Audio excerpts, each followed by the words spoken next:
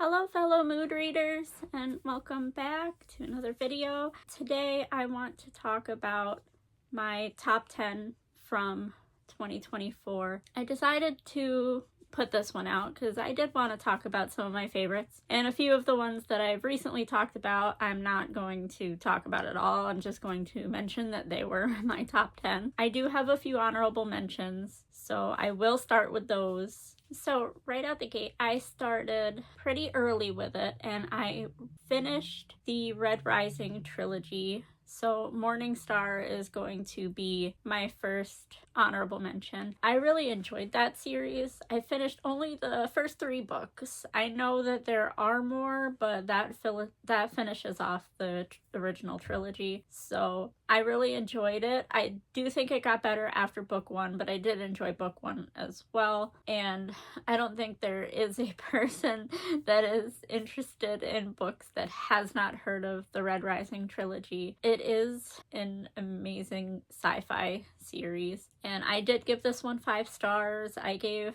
Golden Sun 5 stars.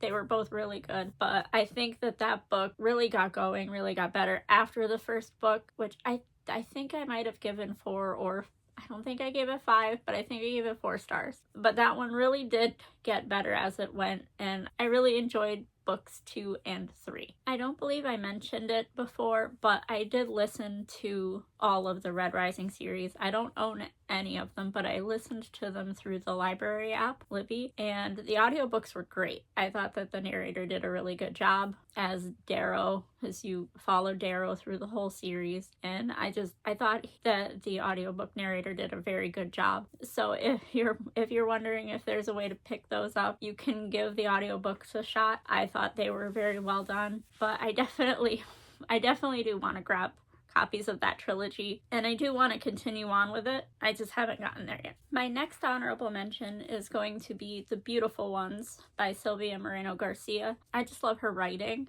She's able to do so much, and this one's not very long. It is a very quick read. I don't think I spent that long on it. The cover is gorgeous. I just love how she weaves things in, and her atmospheres are really good. She's just able to really take you there. Like, my favorite book of hers is still Mexican Gothic. I really enjoyed that one so much just because, like, the characters and the atmosphere of that book was just incredible. And a lot of these other ones, the atmosphere is there. And definitely Silvia Moreno Garcia is an auto-buy author for me. I just absolutely love it. I'm still working through some backlog. I have a few books on my cart that I have to read. Everything I've read by her, I really enjoyed. So on to my final honorable mention. It's going to be Tadek and the Princess by Alexandra Rowland. And this one goes hand in hand with A Taste of Golden Iron. I have listened to this a couple of times. The audiobook was very good. I listened to that. My buddy Reading Bestie sent me this and sent me this. This one was signed.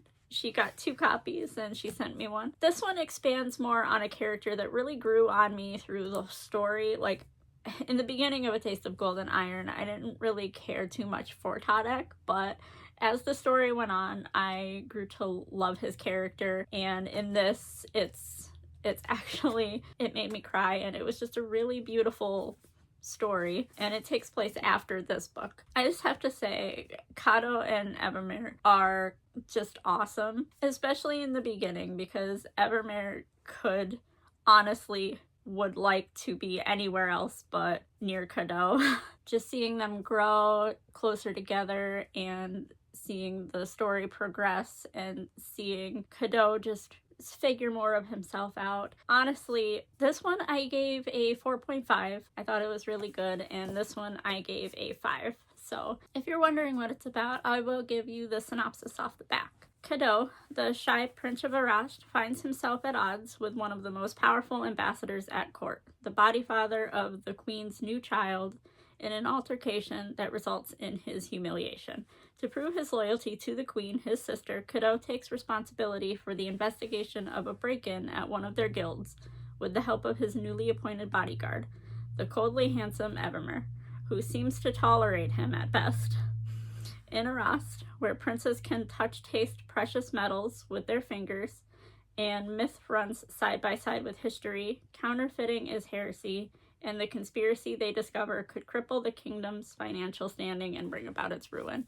So I also thought that the magic in this world was really cool. Like, the touch tasting was really neat. I wouldn't mind more set in this world, and I believe I didn't get to it yet, but Alexandra Rowland's book after this one was actually set in the same world, and I believe it's set on a ship. So I will get to that one eventually. I think the tone was definitely different than this because the characters are definitely different. I don't know if they make an appearance or if anybody crosses over, but it is set in the same world, and I'm definitely gonna give it a try when I'm ready for that kind of tone shift. But Tadek and the Princess was amazing. Very short too. This one's not very long, but it reads very quick. And now, starting my top 10, I'm going to start with the only book I don't physically own. Do want to get this trilogy physically because I really absolutely loved it. Defy the Night trilogy. I finished it off. I read all of the books last year. I listened to them, and the audiobooks were great. Destroy the Day was an amazing book. Just everything coming together. There was one of my favorite romances of last year was in this book, and I adored it. So I just want to give that one its props. It was a very solid trilogy. The first two books I gave 4 stars, but that last book was the best one in the trilogy. And I don't really see anybody mention it too much, although sometimes I do see it on people's bookshelves, but I don't see it mentioned a whole lot these days. So I just wanted to shout that one out, and I definitely will be getting that trilogy. The covers are also really beautiful, very eye-catching. There were a lot of parts in that book that just worked. Like the build-up for everything and finding things out and what was actually going on was really great. But like I said, had the best romance, I think. And I don't think I mentioned this at all. These are not in any particular order. It was very hard already to narrow it down, and I did give quite a few 5 stars and 4.5s. I really just loved reading with my mood. The certain books that I picked just really hit. I did have some that were not so great, but there were just so many that just hit right, and I'm so happy for it. So my next one that I'm going to talk about is going to be The Warm Hands of Ghosts by Catherine Arden. This is actually this is the second book I've read by Catherine Arden. I did start the Bear and the Nightingale trilogy, but I didn't end up finishing it. I think I want to read that one physically because I did listen to the audiobook. I think that maybe I was a little distracted because when I do listen to audiobooks, I'm always doing other things, and I think that that one is best when you can focus on it. I do love Arden's writing. This book is absolutely gorgeous. I buddy read this, and this one was the one we were buddy reading when I went to visit Allie, and I'm going back this year. I'm going in July, so I'm definitely going to film a little bit over there and do a little vlog, and I think we'll probably be buddy reading Jasad Crown while I'm there because that comes out right before it, so we'll be ready. This book was just absolutely beautiful, and it was heart-wrenching. I loved how Arden weaved the magic in. It's just so beautiful. I definitely recommend after you're done reading to look at the author's note in the back. There were pictures and everything, and it was a really interesting read, and I think that this book is just absolutely amazing. During the Great War, a combat nurse searches for her brother, believed dead in the trenches despite eerie signs that suggest otherwise, in this hauntingly beautiful historical novel with a speculative twist. This one, like I said, just absolutely gorgeous. Highly recommend if you haven't read this yet. I will be going back into the Bear and the Nightingale because this solidified it. I really love Catherine Arden's writing. My next favorite from last year is an auto by author. None of the books for me have beaten the second book that she put out, which was Small Favors, but that's going to be The 13th Child by Erin A. Craig. This book I definitely love the horror imagery. I loved just the characters. This book is beautiful. I really love Erin A. Craig's writing. She's another author that is very good at atmosphere. I highly recommend, if you haven't read any, to read them because they are amazing. So in this book, the 13th child is always special, and Hazel is the 13th child, and her benefactor is the god of death. And I got the Barnes & Noble edition, which has Merrick and the gold edge pages. This cover is by David Seidman, and he's one of my favorite artists currently.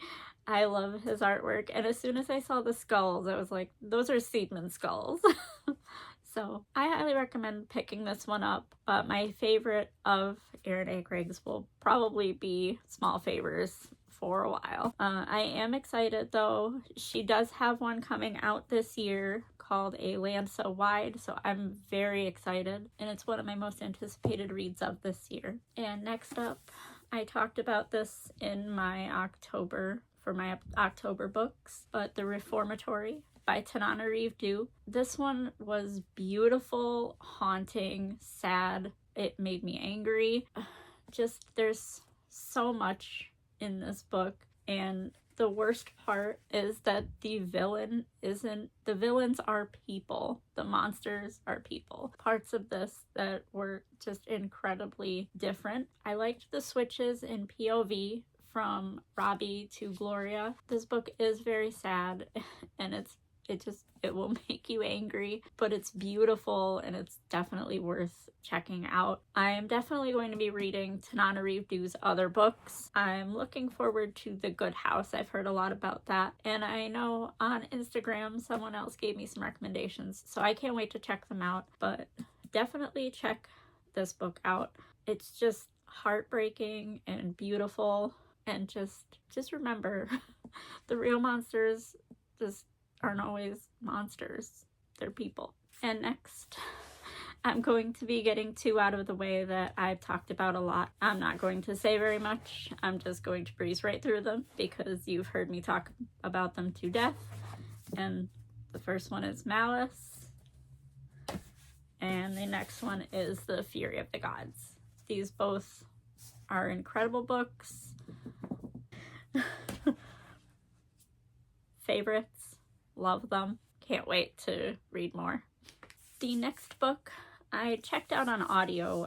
It was available on the library app. It's available on Libby. And I was curious because I've heard about this author, but I haven't read any by her.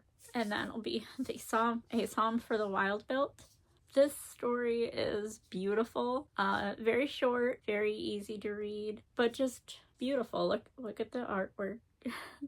In this, you follow sibling Dex as they're trying to figure out what to do. It has such cozy feels, but there are lessons. There's good lessons in here. I did cry at the end. And I do have the second book, which I want to reread this one, and I want to read the next one, Prayer for the Crown Shy. This is just beautiful. Sibling Dex becomes a tea monk and travels to listen to everybody's woes and just be there for them, make them tea when they feel like they need it. And I think this is just lovely. It's a beautiful story, and I can't wait to continue it in Prayer for the Crown Shy. This next one is really relevant to right now because the third book just came out, and that's Emily Wilde's Map of the Otherlands. I read this one and I listened to the first one on audio, and I'm currently listening to the third one on audio, but for some reason I read this one in print. Heather Fawcett really gets it. I love Emily and Wendell. Wendell's hilarious, Wendell's great, and Emily is just amazing. These books are comfort reads. The Fae world can get pretty ridiculous, and the Wilde stories that Wendell always elaborates are kind of really fun. So I definitely recommend this series. I'm not sure if the third one is the last one, but I absolutely love it, and they're a lot of fun, and I just absolutely love Wendell and Emily. I started out last year reading the duology of Leigh Bardugo's Six of Crows and Crooked Kingdom. It was very hard to pick one, but I loved Crooked Kingdom and seeing the stories come together from Six of Crows and just seeing everyone's stories kind of complete in this one. And this just makes me want to read the others. I actually did not read the Shadow and Bone. I didn't read the Shadow and Bone trilogy yet. I didn't feel lost, so I think you're definitely able to do it. There will be callbacks that you'll definitely miss, and characters that were in that are in this, so maybe you might get spoiled for some things, but I don't think so. This definitely made me want to read Shadow and Bone, and I definitely want to get King of Scars and stuff next, but I thought these were so much fun. I love the heists. I love Kaz and Inez and everybody, Jasper, and I think you should definitely pick these up. They're amazing. Both of them got 5 stars for me. It was really hard. I was so tempted to just use this one slot for both books, but I was like, that's cheating. I think Crooked Kingdom was maybe a little bit better than Six of Crows, but both of them were amazing, and I did fly through them. I don't think I took very long on them just because of the way that they were written. I do love Bardugo's writing. I also read The Familiar last year, and I really enjoyed that one. I gave that 4.5 stars. It was a good year for Leigh Bardugo. I read 3 of Leigh Bardugo's books, and all of them were 4.5 and then 2 5 stars. So I am definitely ready to read the Shadow and Bone trilogy and then move on to King of Scars. And we're down to the final book in my best of list. There were so many more I feel like I wanted to talk about, like The Tainted Cup or even Schrader's Chord. Like, they were just amazing. Like, there were just amazing reads last year, and I hope that this year there's as many, if not more, 5 stars. I chose a Magic Steeped in Poison. I really loved the magic system in this, and this cover is just absolutely beautiful. This one is YA. There is a new book out. Well, it's Song of the Six Realms. I believe it's set in the same world. I have it, but I haven't read it yet. But these books, this duology, it's a Magic Steeped in Poison and a Venom Dark and Sweet. I loved the magic. It's all like based in tea ceremonies. It's just amazing.